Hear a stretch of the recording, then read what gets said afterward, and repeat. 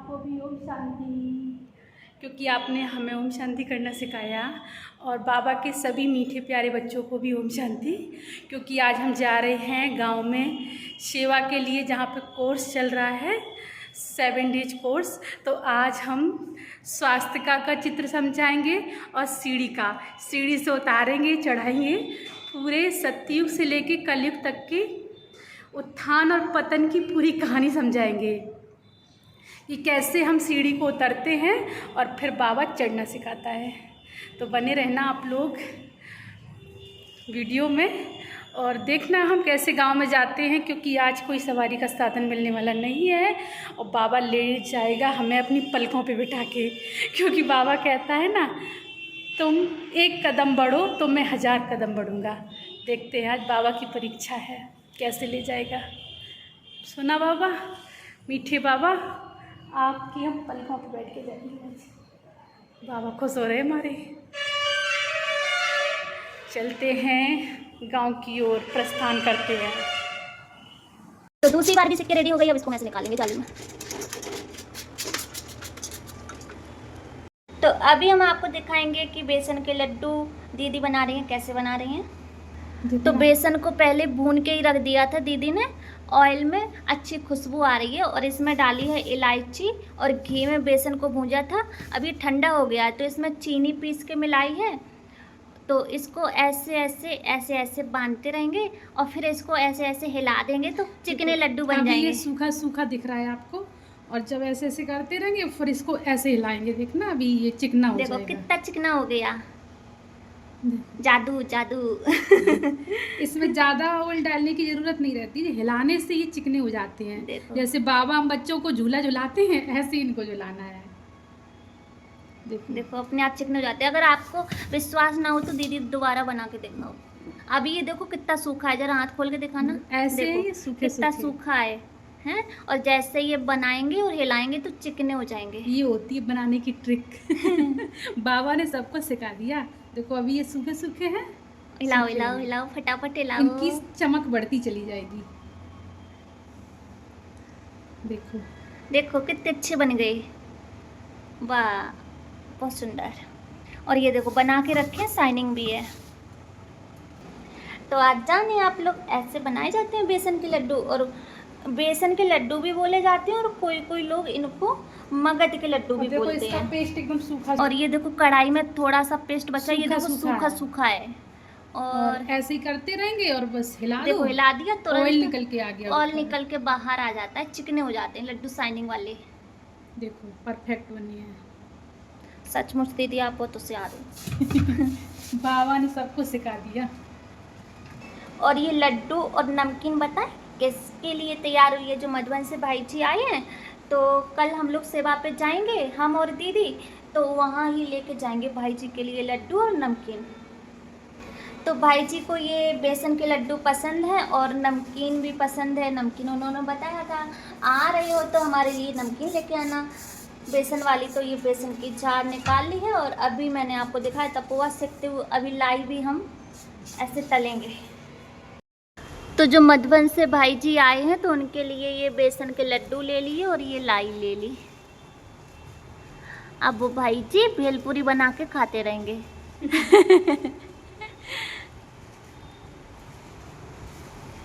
दीदी पूछ रही हैं शेरू से, आप कैसे प्रकृति जीत बने। बाबा की याद से। बाबा की याद से। अच्छा, क्योंकि बाबा का घर है तो कुछ तो ज्ञान आ ही गया होगा, है ना।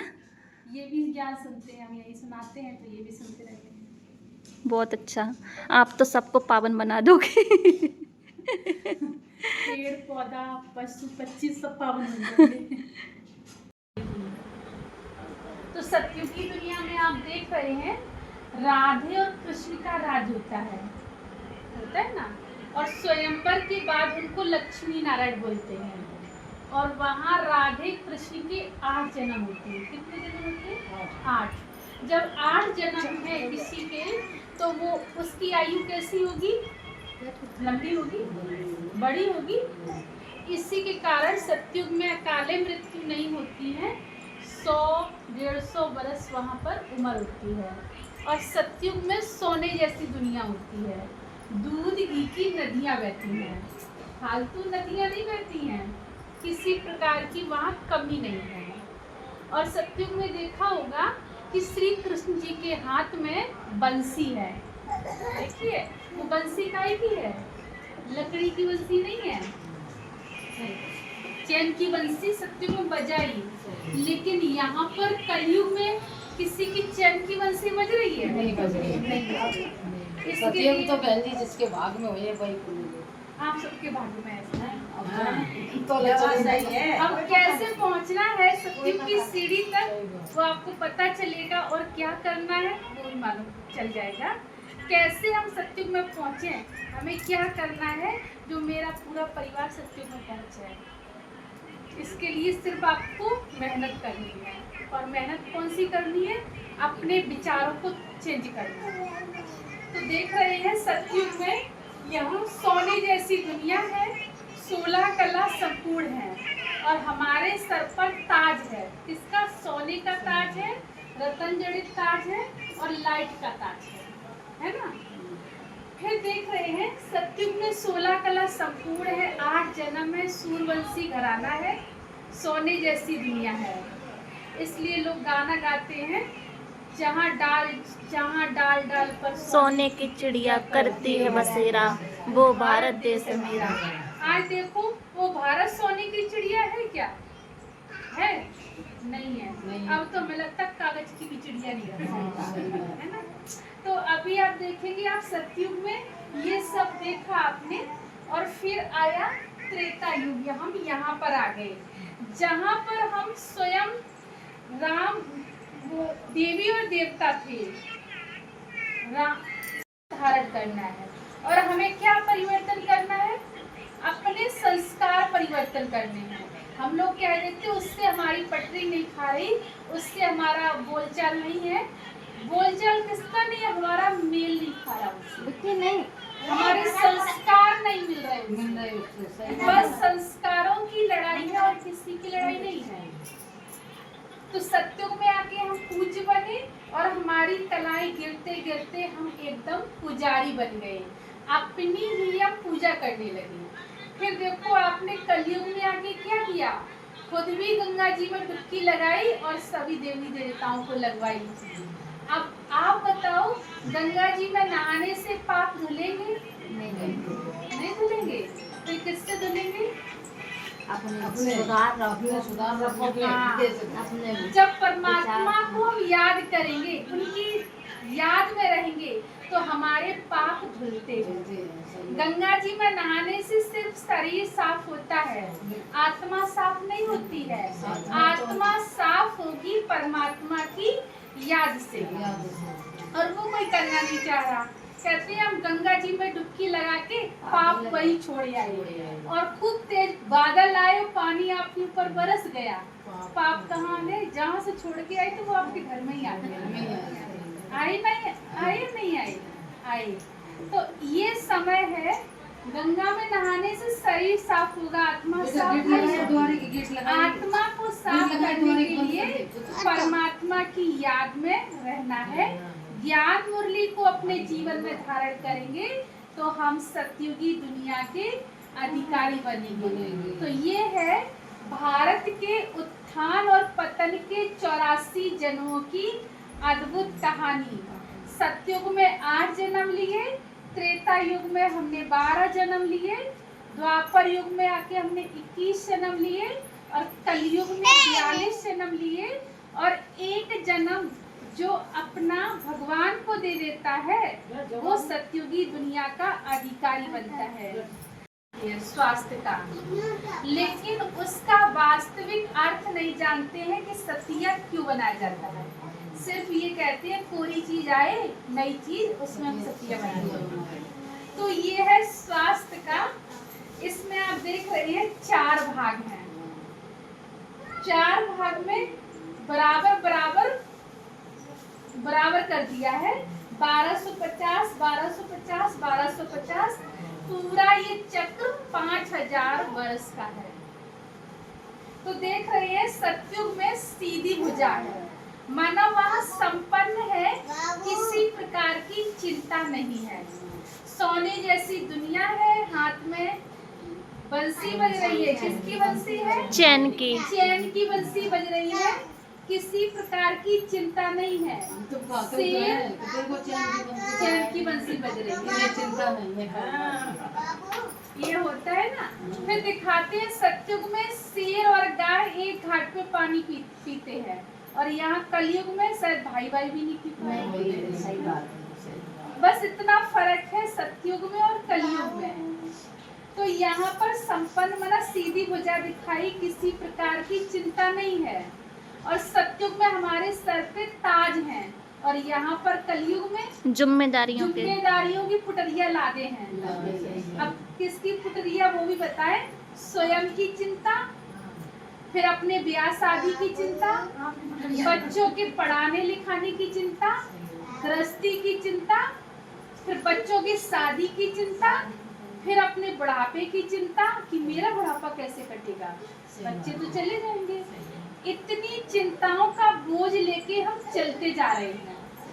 मनुष्य मरने के बाद एक बार चिता में जलता है, लेकिन जीता जागता इंसान कितनी बार चिंताओं की चिता में वो जलता ही रहता है। इसके कारण वो जर्जरी भूत अवस्था हो जाती है, कमजोर है वो 40 का लगता है 60 का, चिंता के कारण। आज टेंशन से 80% बीमारियां पैदा हो रही हैं, लेकिन हम लोग समझ नहीं पा रहे चिंता किसकी है। चिंता क्या है? हमने जो सोच रखा है ये मेरे पास भी होना चाहिए, गाड़ी होना चाहिए, बंगला होना चाहिए, लेकिन वो मिल नहीं रहा है, तो हम सोचते हैं इसको क्या सोचोगे।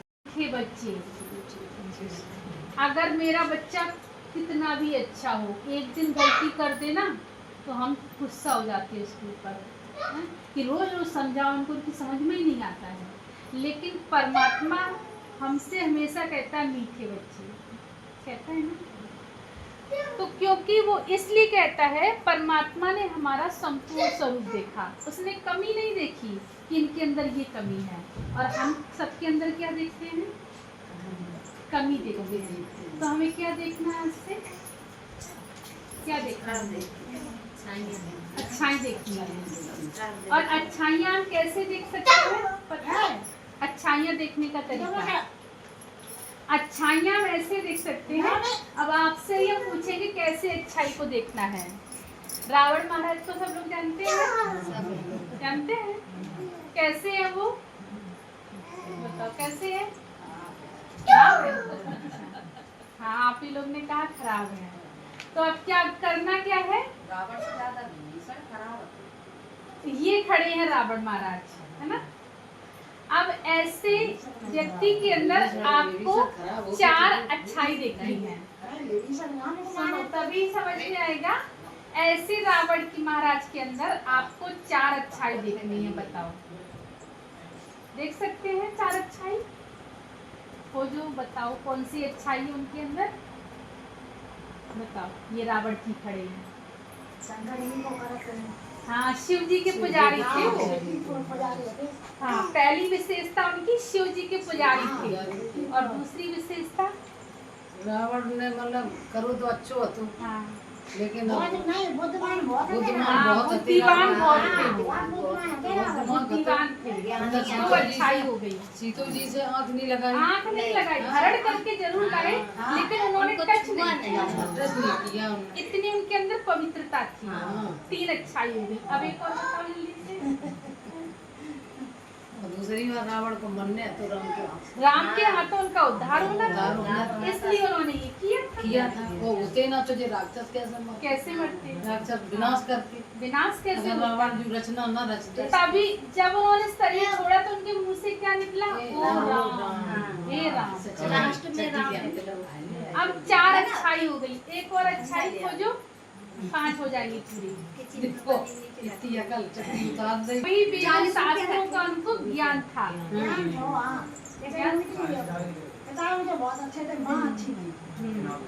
देखो, ऐसे रावण के अंदर आपने 5 अच्छाई खोज ली। अब इस दुनिया में बताओ रावण से कोई ज्यादा है? कोई बताए मेरा पति रावण से ज्यादा है? नहीं है ना, नहीं है। सबके रावण से कम है। तो ऐसे पति के अंदर आप दो अच्छाई नहीं खोज पाएंगे? उन्हीं अच्छाई के सहारे अपना घर स्वर्ग नहीं बना सकते? बना सकते। अब स्वर्ग कहीं दूर तो नहीं है। अपने पति के अंदर क्या देखना है? आज से अच्छाई देखना है। मेरे पति कितने अच्छे हैं, घर को चला रहे हैं, हमें छाया में बिठाते हैं, धूप में तपते हैं। देखो इतना तो रहम है ना। बाजू पति खराब। तुम्हारा स्वधर्म है शांति। शांति कहीं मांगनी पड़ती है? अशांति मांगनी पड़ती है? क्रोध मांगना पड़ता है? कहाँ से आती है? अपने अंदर ही है। गुस्सा भी आपके अंदर है, शांति भी आपके अंदर है, प्रेम भी आपके अंदर है। तो फिर हमें कुछ नहीं मांगना है, लेकिन वो चीज को जागरूक करना है। शांति तुम्हारा स्वधर्म है। शांति तुम्हारा स्वधर्म है, इसलिए तुम शांति के लिए भटक नहीं सकते। प्रश्न है, अभी तुम 21 जन्मों के लिए अखुट खजानों में वजन करने योग्य बनते हो। उत्तर है, क्योंकि जब आप नई सृष्टि रचते हैं, सुनो कहीं तो अभी सेवा करके आ गए हैं बाबा की। बाबा मेरा बहुत खुश हो गया। बाबा से ज्यादा हम लोग खुश हो गए। बाबा मेरी जान है। सही बोला, बिल्कुल। ज्ञान से हमें बहुत ज़्यादा खुशी मिलती है। सेवा करके आते हैं तो बहुत ज़्यादा खुश हो जाते हैं, क्योंकि भाई बहन जब अपनी अपनी बताते हैं तो अच्छा लगता है। अच्छा लगता है। और ज्ञान से, मुरली से और कोड समझाने से खुद में जो व्यर्थ है वो समाप्त हो जाती है ना। हाँ, बाबा अपनी सुनाते हैं बच्चों को और बच्चे फिर अपनी सुनाते हैं, तो जब दोनों लोगों की सुनते हैं तो बहुत अच्छा लगता है ना दीदी? और अभी आ गए हैं गांव से, दौड़ी लगा लगा के सेवा करके। जस्ट बस बैग रखा, हाथ पैर धुलाई किए और तुरंत आ गए भोलेनाथ के किचन में। क्योंकि पेट को भी तो कुछ चाहिए। हाँ, ये मेरी किचन नहीं, ये भोलेनाथ की किचन है। भोलेनाथ का भंडारा है भरपूर, है भरपूर। ये देखो है भरपूर। आटा लगा रहे हैं। अभी बनाएंगे गर्मा गर्म रोटियां और फिर हरी धनिया की चटनी। आज के भोजन में यही है। अमिया डाल के चटनी बनाई है। आप लोग भी आना खाने के लिए। आज सब्जी नहीं है, कम पड़ गई। ये चटनी बना ली है। अमिया डाल के टमाटर, हरी धनिया, मिर्ची और हरी अमिया। ये वाली अमिया देखो, ऐसी अच्छी लगती है। इसकी खट्टी खट्टी चटनी और गर्मा गर्म रोटियां। तुम्हें कैसी लगती चटनी? बहुत अच्छी, सब्जी से ज़्यादा अच्छी लगती है। और फिर मेन चीज़ है आए, बताओ। मेन चीज है खुशी। तो खुशी के आगे सब्जी भी कुछ नहीं। लव यू बाबा। हम आपकी याद में खुश रहते हैं, सेवा करके खुश रहते हैं। मेरा प्यारा मीठा बाबा। और किसी का मीठा बाबा हो तो बताना, मेरा तो है। दिल का सहारा एक बाबा है। तुम सा हसीने बाबा कोई नहीं जहाँ में, नजरें पड़ी जो तुम पर हटने का नाम ना ले। मस्त है, बाबा की याद में खुश रहते हैं।